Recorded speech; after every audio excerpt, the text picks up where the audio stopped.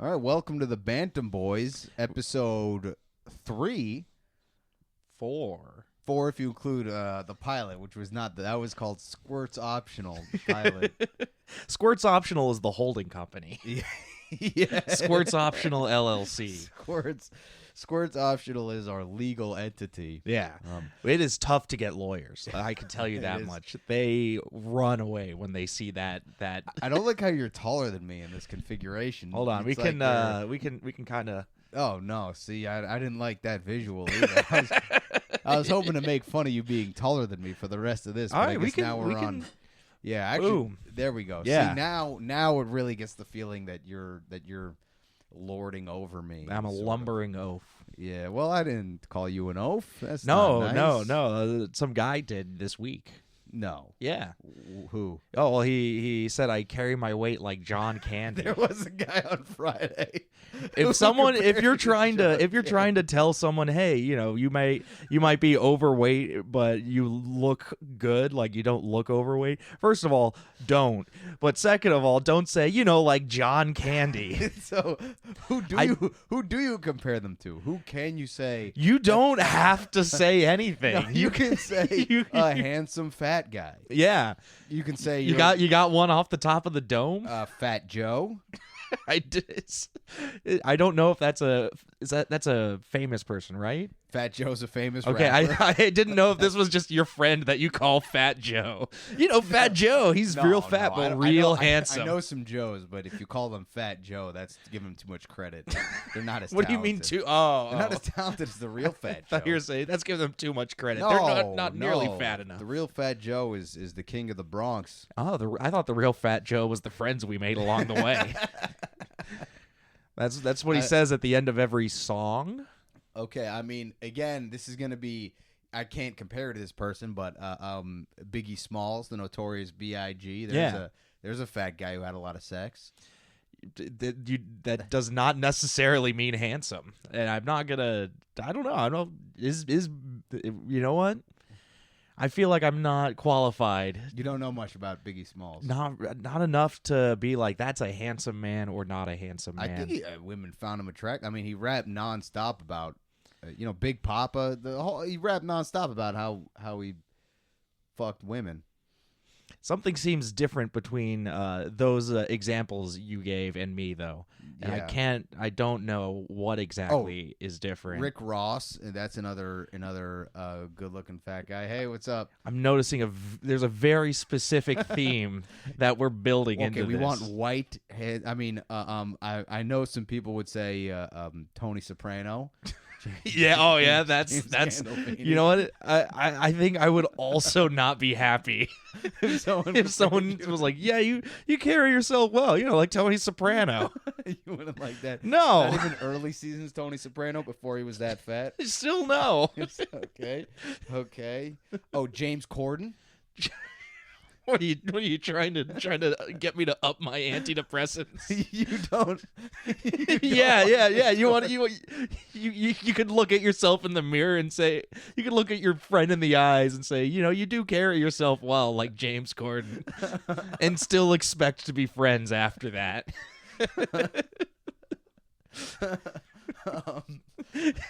Okay. This is I'm trying to think. There's got to be a sexy fat because dude.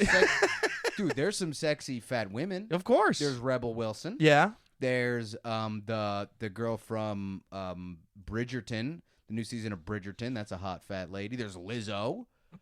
Yeah, there's a lot of hot fat women.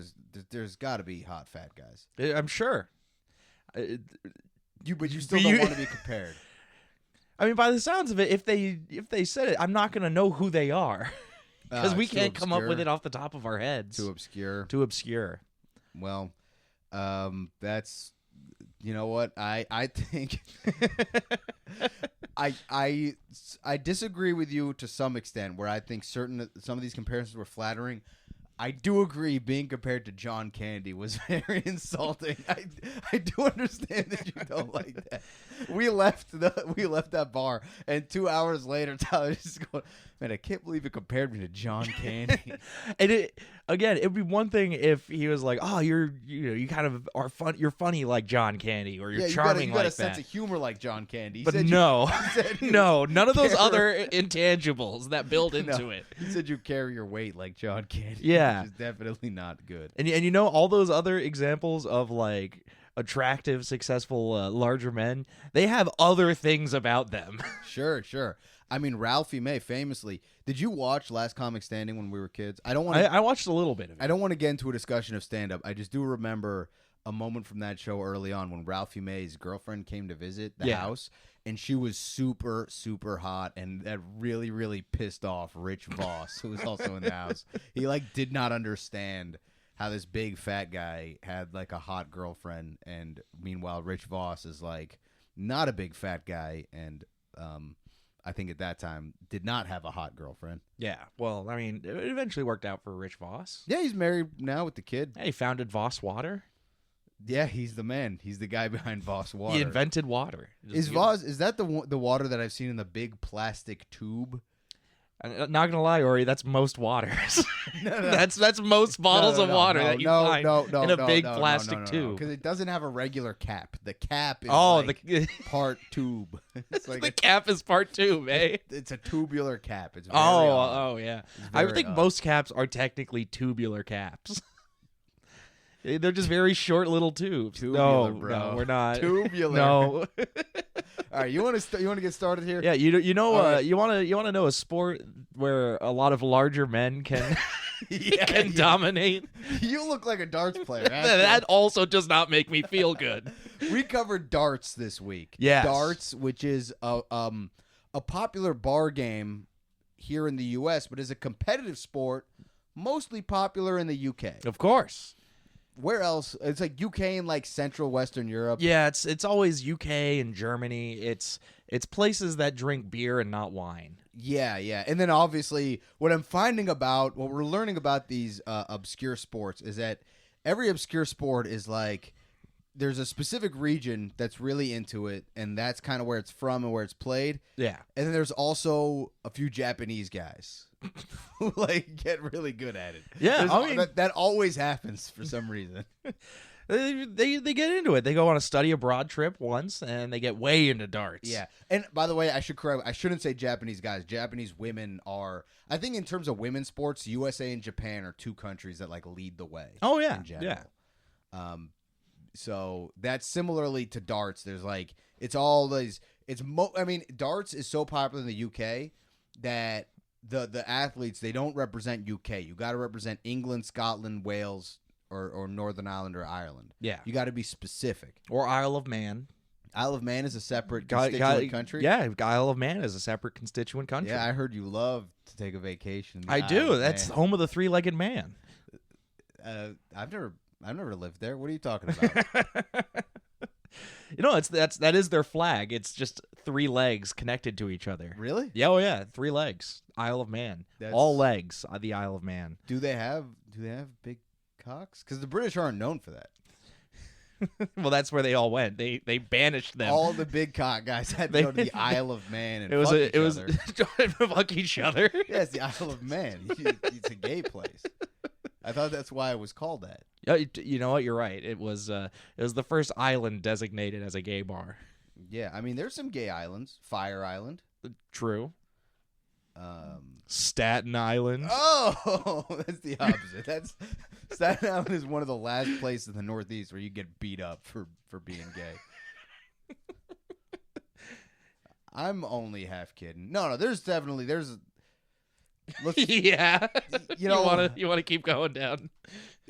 I don't know too much. Staten Island is big enough that there's multiple pockets. Yeah, but there's certainly some old school.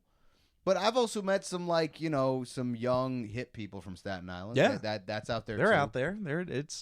It's insane that you're bringing forward this anti-Staten Island propaganda. School of Rock was filmed on Staten Island? I did not know that, but it does feel right. Yeah, they never mentioned Staten Island in the... I was doing an exercise. My top. I had to pick one movie for every borough, and the only one for Staten Island I can think of is King of Staten Island. Ah, but would you? So then technically, School of Rock would count. I don't think so because it's just filmed there. It doesn't even mention where it is really, and it's also about prep school kids. It doesn't have that Staten Island energy, you know. Maybe everyone in Staten Island goes to prep school. No, they you all think about that. They all go to the Fire Academy. They all go to the Fire Academy, which is a prep school. Which I guess technically you're right. It's a prep school. You got me there. It prepares you to be a fireman. It prepares you for flames. Yeah. Yeah, but don't flame on Staten Island. You're going to get in trouble. You're going to get beat up by some Italian guy. Do you think they all become firefighters because they heard about Fire Island and that there's a lot of... They want to go... They want to fight Fire Island. They want to go put it out. Smack a gay guy with a can of tomato sauce. Whatever. You know, the classic firefighter technique. You ever have your house on fire and some dude comes up with 6 jars of Prego and he's like, "Don't worry, I got tomato it." Sauce. Yeah, so it gets rid of the fire and it gets that funky smell out of your hair. It does both. Yeah, that's what I was worried about. yeah. So he's throwing it at me, not at the fire. He's just got a lot. So either way, it's gonna be delicious. Prego's a good one. It is a pretty good one. I haven't had it in probably 2 decades. Really? Yeah. What do you eat your pasta with? Oh, just raw. That's very waspy of you. No, I do the Trader Joe's sauces. So one of them might be Prego for all I know. That's very waspy of you as well. Look, it was the closest grocery store. Listener at home, what you can do if you want to eat some pasta, you can just put some butter and olive oil and salt and pepper in there. That'll be good. That's all you really. That'll be good. That'll feed you. There's this great. It comes right off the shelf. It's called Famous Ray's barbecue sauce, and you just load up your pasta with the barbecue sauce. Dude, if you got pasta and you put in like a tablespoon of butter and then some Sweet Baby Ray's, that would be fantastic. Oh yeah, it would be great. Yeah. Someone would be very unhappy though. I don't know. Someone would show up and be like, "You're not supposed to do that." Some firefighter for Staten Island would beat your door down. Yeah, they have a and funnel olive oil. They have an alert system that goes around the entire tri-state area just in case you're fucking up pasta. I really have shit on Staten Island a lot today. Which, if you're from Staten Island, everybody I've met from Staten Island loves making fun of Staten Island. Yeah, but I'm not from there, so this feels egregious. It does. Yeah, it's a violation. It hurts. I want to say, if you're a listener from Staten Island, thanks for listening, and stop. Don't come beat me up, please.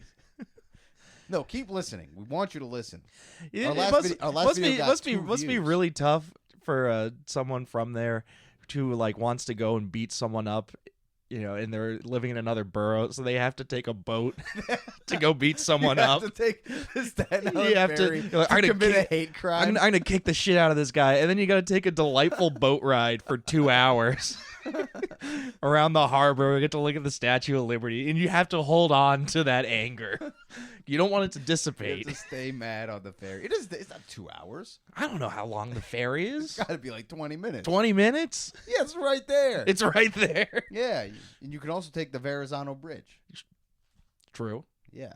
But what if you're trying to beat someone up and they're in Manhattan? Then you got to take the ferry to commit a hate crime, which is hilarious. That's a hilarious concept. Yeah, and then you got to get off the ferry, and then I assume you then take the subway. Yeah, or another ferry. Just multiple ferries. There's definitely people who commute from Staten Island to Queens all by water, which is kind of sick. It's a good way to go. Yeah. It's the original way to go. That's how you. It's an old classic. It's an old classic. Yeah. Well, let's talk about darts a little bit. So, darts, like we said, it's a sport played in England. Most of you probably played in a bar. Now, the type of darts they play competitively is a game called 501. Yes. Did you learn the rules of this at all? You have to get 501, but you got to get it exactly. Got to get it exactly, and then there's a thing like you got to double in, you got to double out, and there's certain times. So my thing is, on the first throw, is everybody just going for triple 20? I think so. I think that's the idea. You start just going for triple 20. Well, so that's. Did you come across? It's the 9-dart finish. No, what's that? 9-dart finish is something in dart. It's essentially the equivalent of a perfect game, where you just only need 9 darts to win. It's the least amount of darts you can throw to win the game of darts. To win the game of 501. Yeah. Because I did talk to a friend of mine who plays League. I talked to her briefly. She plays amateur League darts. Yeah. Which, by the way, this is a sidebar. Pool players, there's some intersection and some friction with darts. Yeah. Because I play a League pool, or at least I used to. I probably will again at some point. But yeah, you were not allowed because of your performance enhancing drugs. yes, that's absolutely right. They caught me taking Advil. They made you. They caught you not taking enough prescription drugs. Yeah, dude, that's what one of my favorite athletes, Chael Sonnen, that's what he said. He said they accused me of taking performance-enhancing drugs. I want to make one thing clear: I would never ever put anything in my body to make my performance worse. I've only taken performance-enhancing, Of course. things, which I thought was he's a very funny guy. But I have taken a lot of things that have made my performance worse in my yes, life. I have crab rangoon. Crab rangoons. Yeah, I loaded up on 6 of those before the state championships. We got a pretty rangoon heavy, which is a great thing to do if you want to be compared to John Candy. As a matter of fact, if you want people to say you carry yourself like John Candy, have a rangoon heavy diet. just that. I like to put them in a bowl and then I get a bunch of the sweet and sour sauce and load it up like it's cereal. Oh God! You just scoop them out and you just go right in. Oh God! Rangoon as a food group is pretty funny because, so far as I'm aware, there's only one variety of Rangoon. And it's the crab. There's not roast beef Rangoon. No, and there's no crab in crab Rangoon. No. It's just It kind of looks like crab. Is that why it's called that? I think it's supposed to be imitation crab, right? Yeah, but it's never in there. Yeah, no, because imitation crab is not crab.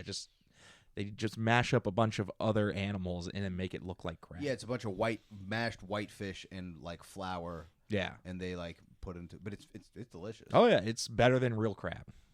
I won't go that far. It's better than everything actually. It is really good. Yeah. I would not be mad if you picked that as a favorite food. Yeah, I have an all imitation crab diet. Imitation crab. I actually I have this specific diet where it's only foods that are made to look like other foods. Ooh, that's I eat interesting. impossible meats. I eat imitation crab. You eat an edible arrangement ever? Those aren't made to look like other foods. Those are just a bunch of food together. What about a chocolate orange? A chocolate orange? I'll eat a chocolate orange as long as there's no actual orange in it. It just has to look like an orange. Tofurkey. Tofurkey, yeah. Tofribs.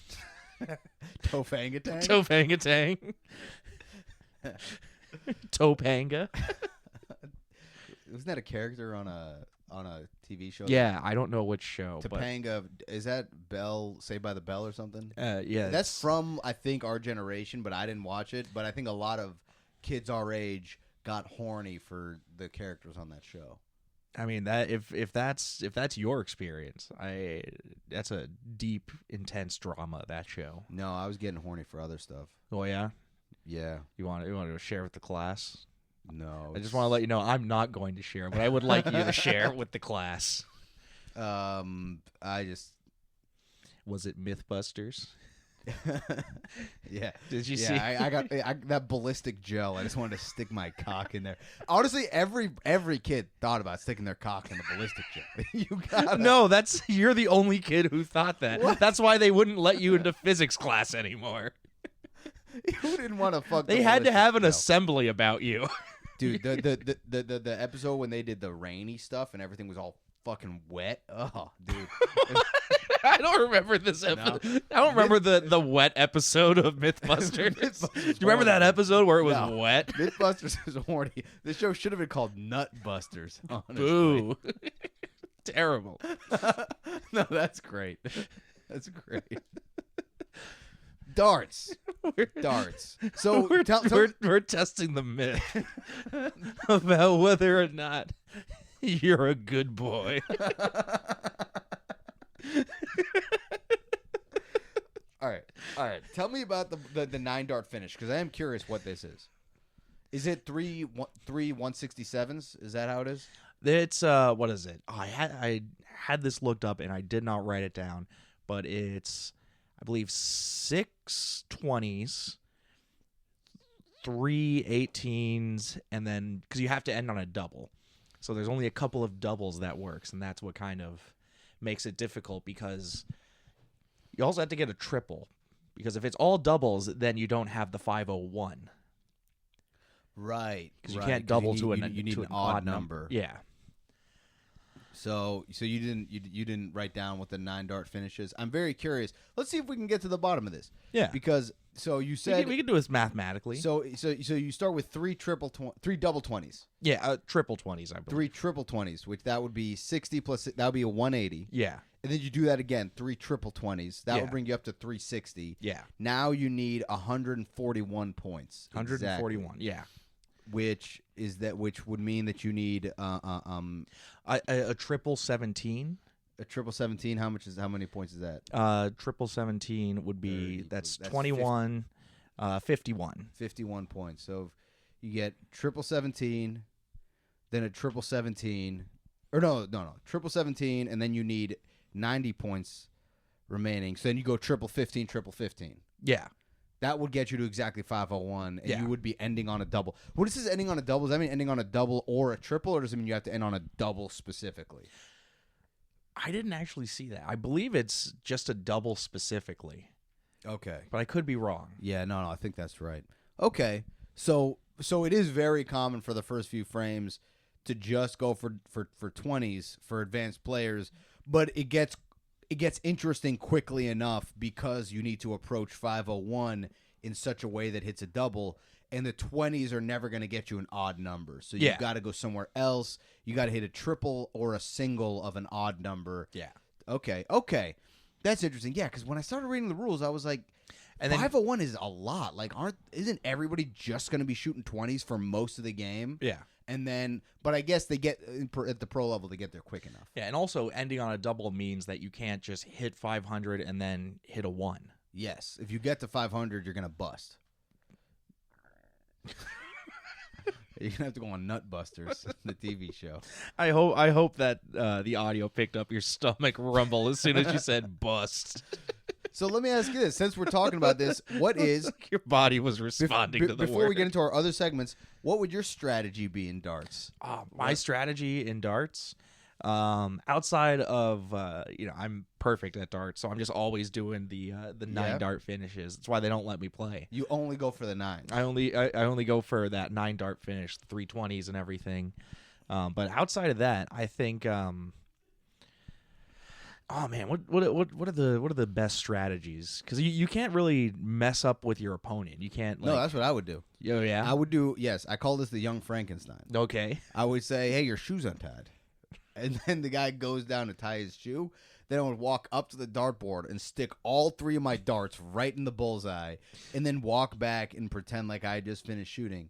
And by the time he's finished checking if his shoe is untied, boom, I got 3 bullseyes. And the trick to making that strategy work is you have to knowingly wink to the crowd. Yes, when this is because again, this is at a professional level. There's 2,000 people in the audience. I also and judges. tell the referee that his shoe is untied. Both of you have your shoes untied, and it's a little misdirection. Yeah, you have to tell a lot. You have to convince 2,000 people that all of their shoes are untied. Have you ever actually done that in sports, that your shoes untied? I don't believe I have. I have. It was in wrestling. It's sort of like a bit of a light hazing. It's a light hazing thing that because when you're coming in as a freshman, it takes a while before you're allowed to practice with the people who know what they're doing. Yeah. So when you start practicing with the people who know what they're doing, you're like really nervous and you're like, oh God, I hope I got this right. And then the people who know what they're doing, the seniors or juniors or whatever, they're more relaxed. The first time they always go like, hey, your shoe's untied. And then when you go down to tie it, they just take you down real quick. Yeah. And then you do that to the next generation. It's a fun little thing. I'm not gonna lie, I did not know that wrestlers wore shoes. Yeah, wrestling shoes. Yeah, not all grappling sports do. Like MMA, they don't wear shoes. Although I think in amateur MMA they might have these like big shin pad things, but they're barefoot. Jiu-jitsu competition, you do barefoot. Do they let you? What are the requirements on these shoes? So a wrestling shoe has. 'Cause I'm wearing cleats. Huh? I'm wearing cleats if I can You're get gonna into cleat wrestling. right through the mat. Yeah. Yeah, that's good. That'll get you a nice advantage. No, a wrestling shoe is basically like a flat rubber sole that grips the mat really well. Okay. And then the top of it is like all very light cloth. That it's so it doesn't have like a wrestling shoe doesn't really stand up by itself. These sound it like kinda collapses. Converses. Yes. It's like Everyone's wearing high top Converse. It's sort of like a Chuck Taylor. Ooh. And it does have a bit of a high top because you want some ankle stability. Yeah. But the difference between this and a Chuck Taylor is that the sole is like as thin as possible. Right. It's a very, very light, small shoe. That's pretty much what it is. The thinnest possible sole is also how I like to cook fish. Oh. Yeah, and my Nutbusters joke was bad. Fuck you. Fuck you. That wasn't a joke. That was a. Do you have a strategy for darts then? Do I have a strategy for darts? Yeah, I'm using way bigger darts. Nice, the big dart. It's just giant. Like they cover 4 parts of the dartboard all at once. Oh, like it's. neat. Do they have multiple prongs? You know what? Yeah, like a MIRV, like the MIRV nuclear missile system. I'm not familiar. It's one missile that Tyler's really into the military-industrial complex. Yes, by the way, he's a big but fan. it's one missile that then breaks up into like 6 smaller missiles. So it's got a lot of tiny warheads. So what I do is I throw one dart and then it breaks apart like a grape shot, like an old grape shot cannon. It just hits all the spots on the dartboard at once. That's a good I'm doing a one dart finish where I hit I hit so many spots that I get 501. That's 501. One shot with his MIRV dart. With my MIRV dart. That's pretty good. Yeah. That's a good strategy. You do have to make sure that the portion that hits the one is not the last one that hits. You got to end on a double. You got to end on a double. Which we're going to the slow-mo for this one. Yeah, slow-mo. There's 19 different. There's actually it breaks up into 500. It breaks up into 499 darts. All but one. One of them hits the double ones, and they all the rest hit one. Oh, that's interesting. So that it's just right in there. That's exact. It's right very precise. Okay, that's a good strategy. We got the right MIRV dart. there. So, yeah. Did you read at all about the history of professional darts? I didn't get to see too much of the history. I'm interested found this in this. very interesting. All right. Okay, so let's walk through it because some stuff did actually happen here that was interesting.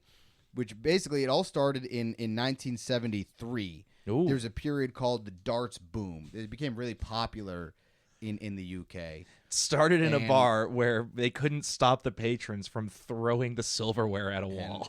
Yeah. Well, no. They figured that they needed. There was a story early on, like in the early 1900s, Ooh. when darts was considered gambling and there was a law against it, and one of the pub owners in I think London or maybe like some other Sherlock whatever. British towns have the funniest names. Yeah, Sherwood on MIRV or whatever. So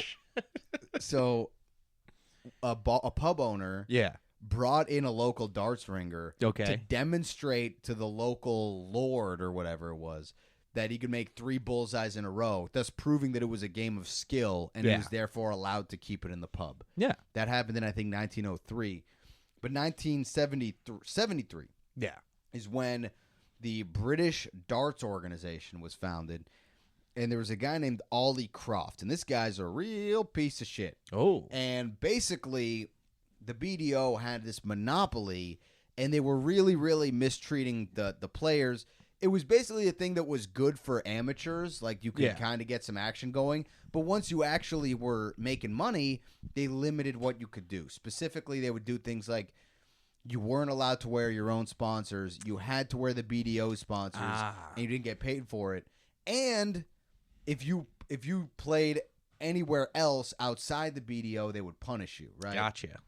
And so in the early, I think, 90s, 93 was the last time there was a unified world championship run by the BDO.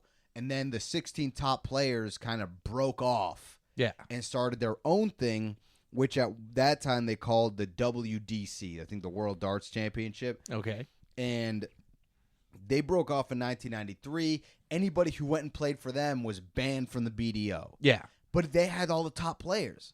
They had I think his name's like Phil Henry or some shit. The main guy. Yeah. They had him. They had all the top players in this rival league, and then they did that for about 4 years. And after 4 years, there was a trial. And in 1997, Right. there was a settlement, which the British call a Tomlin order. They have everything there sounds so cute. I thought that was a bit.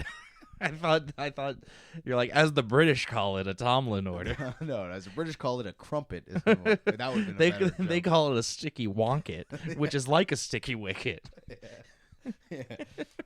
Yeah, they call it a Frenchman's. They call it the Kaiser Sultan. That's pretty good. Oh yeah. They call it the Lord's preference. They call it over there prima nocta, The prima nocta is a very specific legal precedent. which is made up, by the way. Oh no.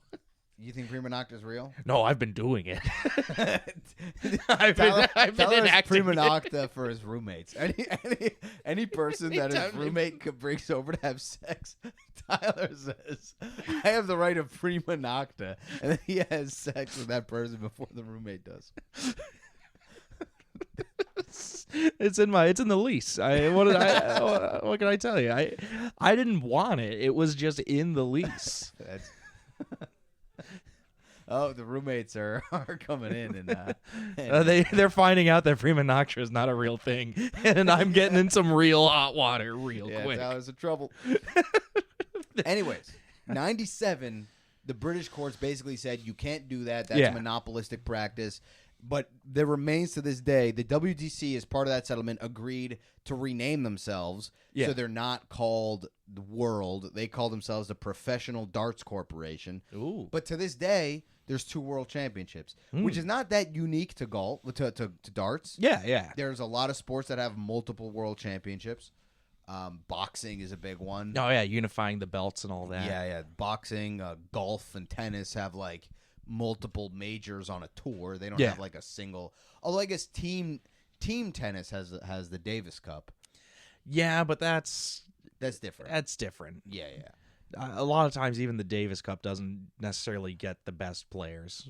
Yeah, of course, because the best players are trying to. They're too busy selling watches. Yeah, is that what they do? They love to sell watches. You haven't seen Roger Federer recently? He's Yeah, Swiss. he's got like 13 watches all up and down his arm. No, he doesn't. Yeah, he's got like he's in Central Park. He's selling watches. Dude, Roger He's Federer walking in around in with- Central Park with a big coat, selling stolen watches. Yeah, That's pretty funny. they're not stolen. He just prefers to sell them that way. I will say, Roger Federer. One of the things. This is unbelievably impressive that he does. He goes around the world, most countries that he plays tennis, including every country where he plays a major. He gives a post-match interview in the native language of that country. Yes. He speaks Swiss, which is Swiss-German, German, French, English. I believe he also speaks Italian and French. Yeah. I think. Yeah, I mean, those are all languages just spoken in Switzerland. Italian? Yeah. I guess they do share a border with Italy. Yeah. There's a part of Switzerland that you can ski into Italy. Oh, that sounds cool. Yeah, I did that. You skied across the state. Well, the EU does. The EU you can kind of just well, move it's around. it's the Schengen area because Switzerland's not in the EU. They're not They're not. neutrality. Yeah. Yeah, They don't want to be a part of that. They want their own little enclave. realm. But they're kind of their whole thing. They're surrounded by mountains. That's why they kind of stay out. Oh, of yeah, things, yeah. Right? They're kind of. It's hard to get in and out of Switzerland by land. Yeah, and it's hard to bank for everyone if you choose a side. Yeah. It's hard to keep everybody's dirty Nazi secrets if you're. Also, they're regular secrets. Yeah, that's true. They also just keep They cover up regular financial crimes and they have Nazi gold. Dude, in like when I was in elementary school, I would take all of the knowledge I had of various other people's crushes in elementary school, and I'd send that to a Swiss broker to protect it, just in case I needed it in the future. Good. That's pretty good. Yeah, the Swiss have all of my. You lived in Switzerland briefly, didn't you? Yeah, allegedly. You were a banker, right? You were. Whoa! I worked in a bank. I was not a banker because then that would have certain legislative implications. Does it? I don't know. No, it doesn't. Not in the U.S. No, if In the U.S., if you work for a bank, and I know this, I won't say why I know this, but I know this. If you work for a bank, it doesn't matter if you're a teller, if you work in the IT department, or if you are, writing out, processing credit applications by hand. If you work for a bank, you got all the same liability for all the same stuff. Yeah, that's actually true of most people. Everyone's got liability for Everyone, things. if you commit a crime, you will go to jail. That's true. No matter. It's not just bankers. That's you know what? When you're right, Tyler. Thank you. And me, I'm sometimes right. Let's do a player profile. Yeah. You want to get us started? Let's do your player profile. It's All your notes are on one Post-it note. Oh This is yeah, amazing. yeah. No, I am what is known as a failure. No, this guy, very important, very new on the scene. What's his name? Owen Bates. Owen Bates. What country? Owen Bates, the UK, I believe England specifically. That's awesome. So if he gets a butler, his butler calls him. You're jumping ahead of the story. Okay. You're jumping ahead of the story. Okay. So he's new on the scene. Excuse He me. has had a 9-dart finish. Nice. But where he got big is that he I guess you have your shirt and you can have your name, or you can choose a nickname. And Okay. he chose his nickname as the Master. Nice. So he's Owen Master Bates. No, he's Owen the Master Bates.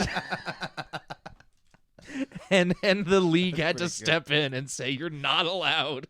No. Oh man, no fun. I know, right? Yeah, they say the NFL's the no fun league. I think it's professional. What would your nickname be? Tyler the Master Bates Derniak. It's just not even. I will say, in the Amateur Pool Association, Yeah. you can pick a nickname, and if you pick a nickname, then your nickname shows up on the scoreboard. Like, other people have to know your nickname, and a lot of people are known by nickname in the community. Like, there's some people I forget what their first name is because I only know them by nickname. But I didn't have one. My team captain was trying to. I was on a winning streak. He wanted to get one started for me. He tried to get people to call me El Fuego, but it didn't stick. I had to explain to him I'm not Latino. I'm glad it didn't stick. I don't think I could.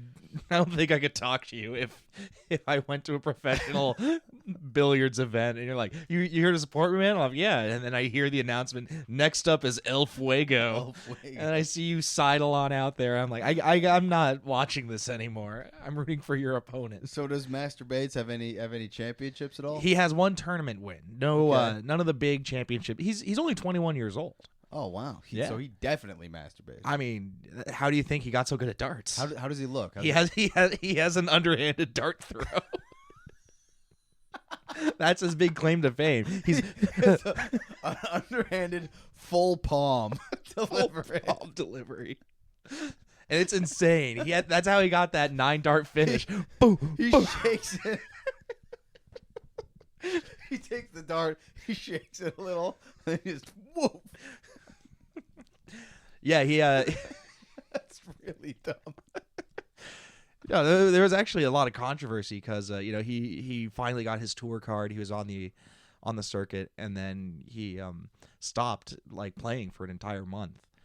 The entire month of November, and Nice. Dude. and then the first game after it, he was throwing so many more darts. Yeah, he was really excited. He actually played in a was. tournament on midnight of on December 1st. He traveled to another time zone to save a couple hours. Like they couldn't. He traveled to He Czech traveled to Republic. Kamchatka. He crossed the embargo line. It was a real controversy, but he just couldn't hold Dude, it all anymore. these international sports dealing with this Russia embargo. It's crazy. Yeah. But that's fun. All right. Owen Bates. I got Owen the Master. the Master Bates. I got one. Yeah. I got one here. This guy's name is Ted Hankey. Now, I got interested in Ted Hankey because the only footage I've seen from professional darts is this one piece of footage. And one of the funny things, by the way, when you watch professional darts, is it's supposedly like a sporting event. They do have a ring girl who's like, like a swimsuit model or whatever. But all the athletes look horrendous. Yeah. They look worse than John Candy. They look terrible. They do not look like athletes. They look like drunks, and they are. Yeah. That's how you get good at the game. Which is hilarious. I saw footage of like the number one guy ever competing, and there's like this like crazy like intense walk up music, and they're like, oh, the I forget, like the bandit is here, you know, like whatever is his like badass nickname, and then just this like fat middle aged guy in like a golf polo walks in and stands 8 feet away from a dartboard and throws darts at it. And by the way, at the highest level of the game, which I actually like this about darts. Yeah. Because this is different than pool. In pool, the highest level of the game, they just don't miss. So like 9-ball and 8-ball pool gets kind of boring to watch. But at the highest level of darts, they don't hit the triple 20 every time. Yeah. Which I like that. Even from just 8 feet away, I'm surprised they stand that close. Yeah. I find that's I don't know. I just got caught up in my. I know it's too early to do the ideas of how to improve the game. Oh, let's sidetrack into this. If we want to sidetrack into it. Okay. You know what? Let's do this. You want to finish? Say the idea. We'll put a pin in it. I'll finish the player profile. We'll come back to your segment. We'll throw a dart in it. We'll tack it up with a dart. I like it. I like that. If he just stood up and walked away. No, I liked it. I like that. I'm not negative like you. I'm not trying to bring you down. I'm yes-anding. All right. What's the idea? It just came to my head. So, they're always throwing darts at the same wall. What if both players are playing at the same time and there's a single dartboard like on a stand in the middle? So you can hit the dartboard, or you can like lean around and hit the other player. Yeah, contact darts. Yeah, a little contact. I like this. All right, let's put a pin in that. And I'll finish up about Ted Hankey. Why I'm interested in Ted Hankey. So Ted Hankey is this ugly fat guy. And the only professional darts footage I've ever seen was Ted Hankey.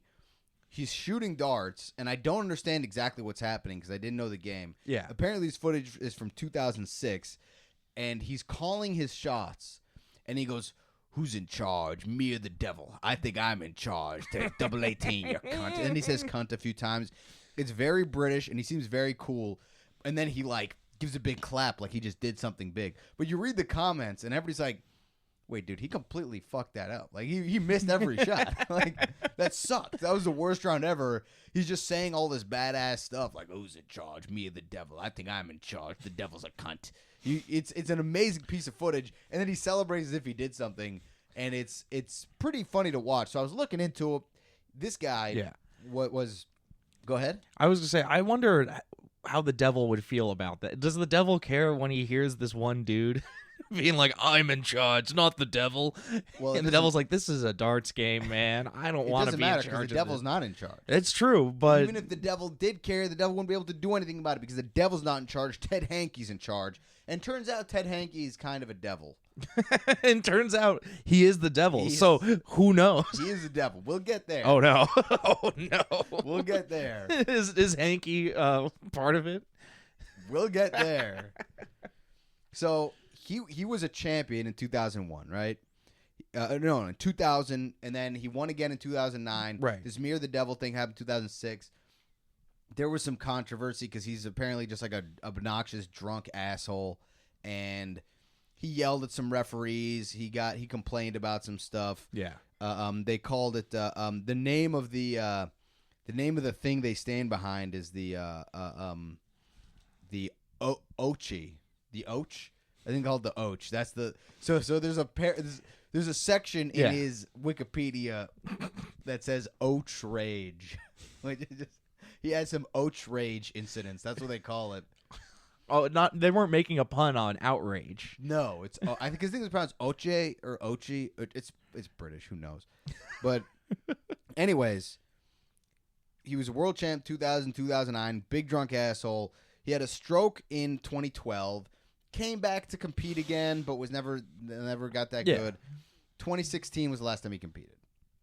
2018 he files for bankruptcy. Oh, dang. And 2022 is when he pled guilty to sexual assault charges. Jeez. Yeah. So he is the devil, it turns out. Yeah. The devil is in charge. And he went to jail unfortunately, we support perpetrators going to jail. Oh, I'm so glad you said you support perpetrators going to jail. There was too long of a pause after we support. We support perpetrators.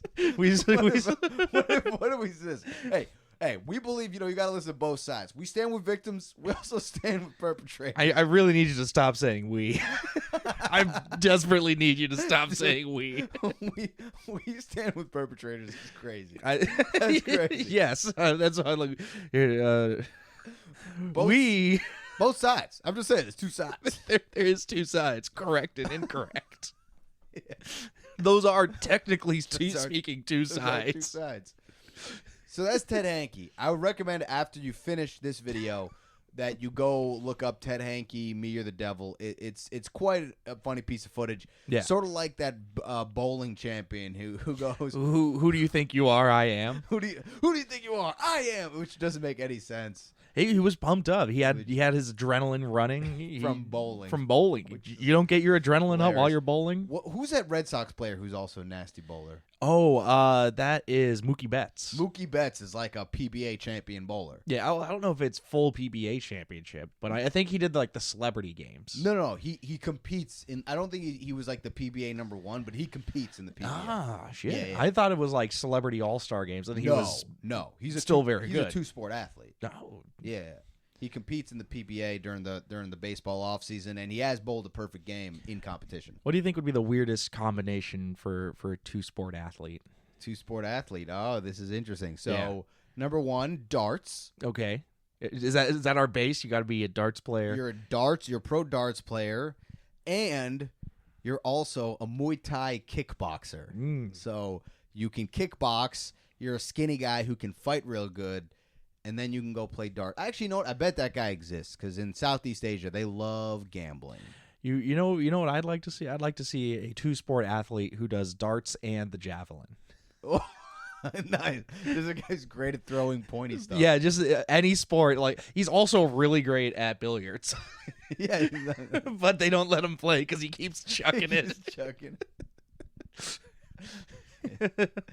That's pretty good. He's not bad at fencing. Yeah, there was that night that he just can't hold the epee. He just can't hold on to it. There was that terrible tournament where he did just like get off of a 10-hour flight and he was a little jet lagged and he was holding the darts like a javelin. Yeah, or he was holding the javelin like a dart. He was going up against Owen Bates, who has the famous underhand. Yeah, that famous underhand. The underhand deliveries.